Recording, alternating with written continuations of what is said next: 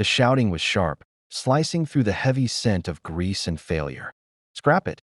I'm not wasting another hour on this junk," barked the lead mechanic, his patience long dead.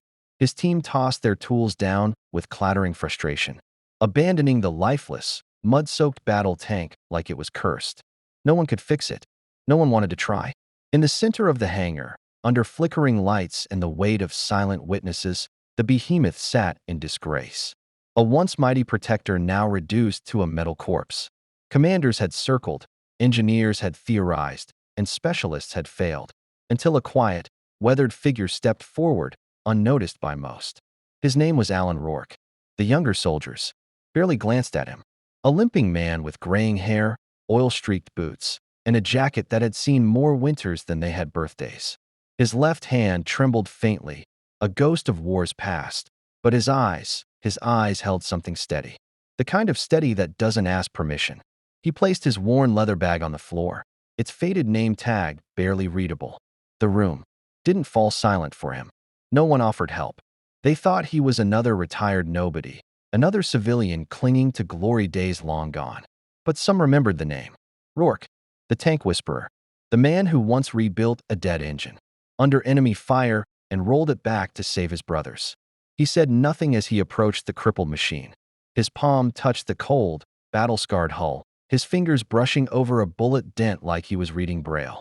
The scent of diesel, sweat, and rust filled his lungs like an old hymn. Rourke's mind drifted, not to the noise of the hangar, but to the blistering heat of Kandahar, to the days when this exact model had been home, shield, and weapon. He saw faces, men who had laughed with him, men who had bled beside him, men who never made it home. They used to call their tank the Iron Shelter. And when it broke, it wasn't just metal that failed. It was a promise. Back then, walking away wasn't an option, and it still wasn't. Without a word, Rourke rolled up his sleeves and lowered himself into the hollow of the beast. The mechanics muttered under their breath, amused, dismissive. But one young soldier, Private Lewis, stood, frozen, watching closely. His father had once told him stories about a man named Rourke.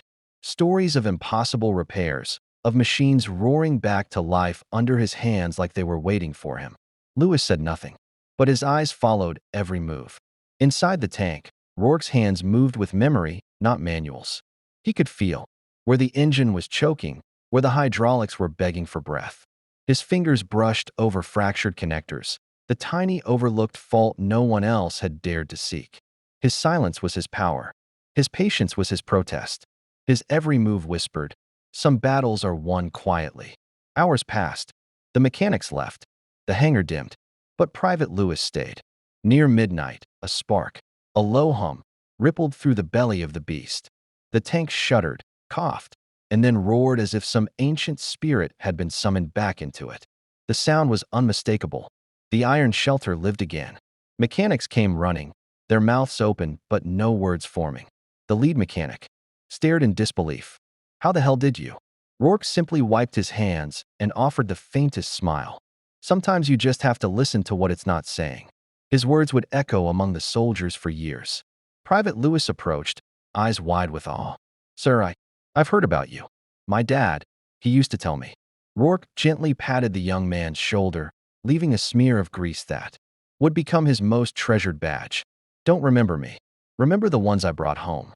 The next morning, the base commander ordered the tank's name repainted on its side in fresh white, the Iron Shelter.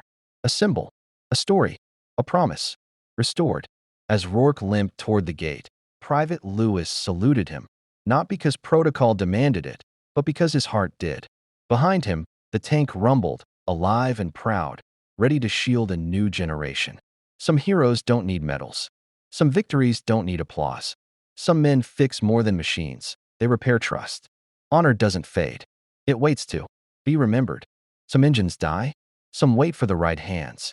In the quiet, Lewis whispered the words his father once told him. "When you see a man like Rourke, you stand." If this story moved you, share where you're watching from. Tell us, who are the silent heroes in your life? Subscribe for more stories that honor those who fight their battles in silence.